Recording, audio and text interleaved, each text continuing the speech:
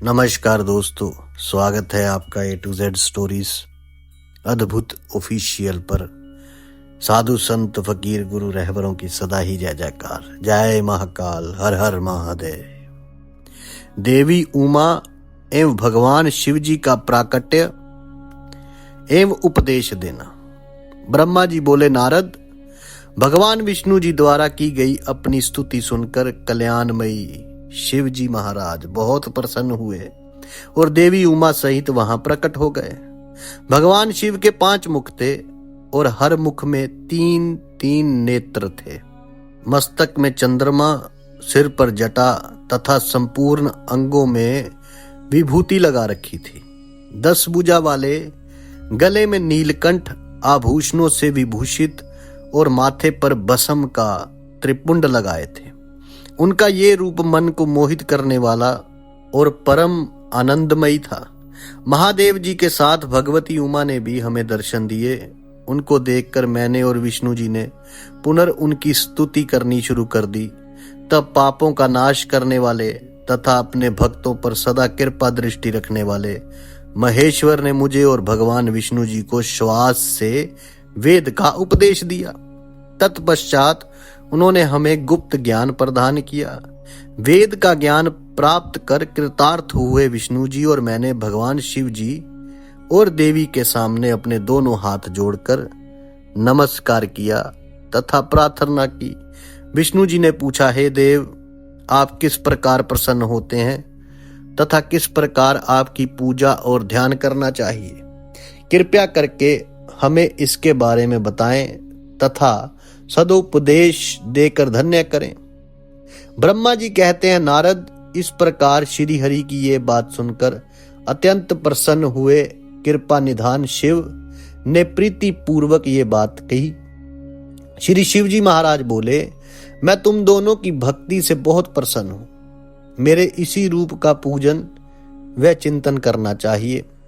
तुम दोनों महाबली हो। मेरे दाएं बाएं अंगों से तुम प्रकट हुए हो। लोक पिता ब्रह्मा मेरे दाहिने पार्श्व से और पालनहार विष्णु मेरे बाएं पार्श्व से प्रकट हुए हैं। मैं तुम पर भली भांति प्रसन्न हूं और तुम्हें मनोवांछित फल देता हूं। तुम दोनों की भक्ति सुदृढ़ हो। मेरी आज्ञा का पालन करते हुए ब्रह्मा जी आप जगत की रचना करें तथा भक्त विष्णु जी आप इस जगत का पालन करें। भगवान विष्णु बोले, प्रभु, यदि आपके हृदय में हमारी भक्ति से प्रीति उत्पन्न हुई है और आप हम पर प्रसन्न होकर हमें वर देना चाहते हैं, तो हम यही वर मांगते हैं कि हमारे हृदय में सदैव आपकी अनन्य एवं अविचल भक्ति बनी रहे। ब्रह्मा जी बोले, नारद, विष्णु जी की ये बात सुनकर भगवान शंकर प्रसन्न हुए। तब हमने दोनों हाथ जोड़कर उन्हें प्रणाम किया। शिव जी कहते हैं, मैं सृष्टि, पालन और संहार का करता हूं। मेरा स्वरूप सगुण और निर्गुण है। मैं ही सच्चिदानंद निर्विकार परम ब्रह्म और परमात्मा हूं। सृष्टि की रचना, रक्षा और प्रलय रूप गुणों के कारण मैं ही ब्रह्मा, विष्णु और रुद्र नाम धारण कर 3 रूपों में विभक्त हुआ। मैं भक्त वत्सल हूं और भक्तों की प्रार्थना को सदैव पूरी करता हूं। मेरी इसी अंश से रुद्र की उत्पत्ति होगी। पूजा की विधि विधान की दृष्टि से हम में कोई अंतर नहीं होगा। विष्णु, ब्रह्मा और रुद्र तीनों एक रूप होंगे। इनमें भेद नहीं है। इनमें जो भेद मानेगा वो घोर नरक का भोगेगा। मेरा शिव रूप है जो वही सनातन है तथा सभी का मूलभूत रूप है। यह सत्य, ज्ञान एवं अनंत ब्रह्म है। ऐसा जानकर मेरे यथार्थ स्वरूप का दर्शन करना चाहिए। मैं स्वयं ब्रह्मा जी की भ्रीकुटी से प्रकट होऊंगा। ब्रह्मा जी आप सृष्टि के निर्माता बनो। श्री हरि विष्णु इसका पालन करें तथा मेरे अंश से प्रकट होने वाले रुद्र प्रलय करने वाले। उमा नाम से विख्यात परमेश्वरी प्रकृति देवी है।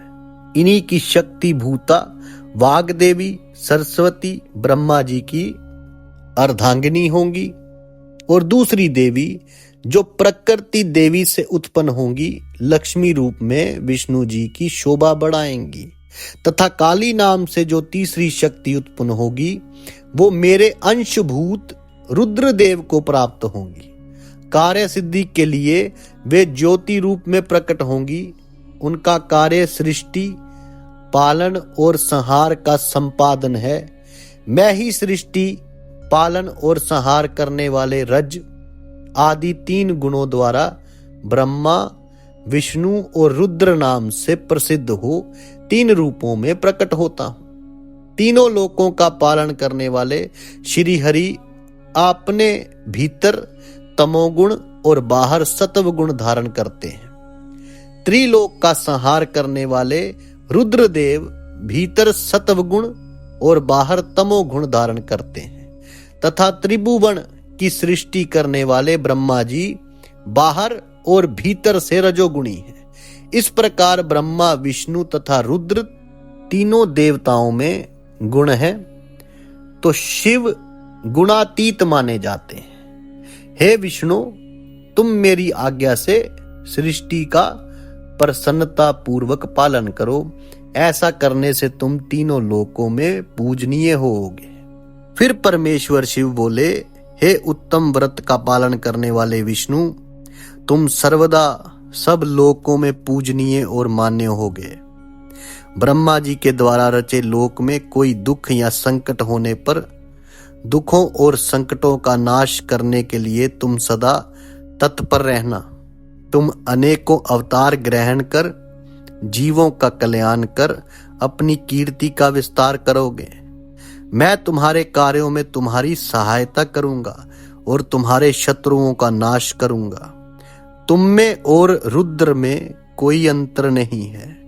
तुम एक दूसरे के पूरक हो। जो मनुष्य रुद्र का भक्त होकर तुम्हारी निंदा करेगा उसका पुण्य नष्ट हो जाएगा और उसे नरक भोगना ही पड़ेगा। मनुष्यों को तुम भोग और मोक्ष प्रदान करने वाले और उनके परम पूज्य देव होकर उनका निग्रह, अनुग्रह आदि करोगे। ऐसा कहकर भगवान शिव ने मेरा हाथ विष्णु जी के हाथ में देकर कहा, तुम संकट के समय सदा इनकी सहायता करना तथा सभी को भोग और मोक्ष प्रदान करना तथा सभी मनुष्यों की कामनाओं को पूरा करना। तुम्हारी शरण में आने वाले मनुष्यों को मेरा आश्रय भी मिलेगा तथा हम में भेद करने वाला मनुष्य नरक में जाएगा।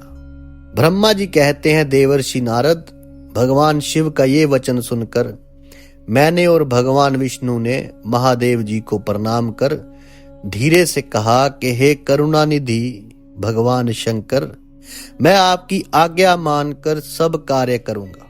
मेरा जो भक्त आपकी निंदा करे उसे आप नरक प्रदान करें। आपका भक्त मुझे अत्यंत प्रिय है। महादेव जी बोले, अब ब्रह्मा, विष्णु और रुद्र के आयुर्बल को सुनो। 4000 युग का ब्रह्मा का एक दिन होता है और 4000 युग की एक रात होती है। 30 दिन का एक महीना और 12 महीनों का एक वर्ष होता है। इस प्रकार के वर्ष प्रमाण से ब्रह्मा जी की 100 वर्ष की आयु होती है और ब्रह्मा का 1 वर्ष विष्णु का 1 दिन होता है। वे भी इसी प्रकार से 100 वर्ष जिएंगे तथा विष्णु का 1 वर्ष रुद्र के 1 दिन के बराबर होता है और वे भी इसी क्रम से 100 वर्ष तक स्थित रहेंगे। तब शिव के मुख से एक ऐसा श्वास प्रकट होता है जिसमें उनके 21,600 दिन और रात होते हैं। उनके 6 बार सांस अंदर लेने और छोड़ने का 1 पल और 8 घड़ी और 60 घड़ी का 1 दिन होता है। उनके सांसों की कोई संख्या नहीं है, इसलिए वे अक्षय हैं। अंत तुम मेरी आज्ञा से सृष्टि का निर्माण करो। उनके वचनों को सुनकर विष्णु जी ने उन्हें प्रणाम करते हुए कहा कि आपकी आज्ञा मेरे लिए शिरोधार्य, सिर मस्तक पर है। यह सुनकर भगवान शिव जी महाराज ने उन्हें आशीर्वाद दिया और अंतर्धान हुए।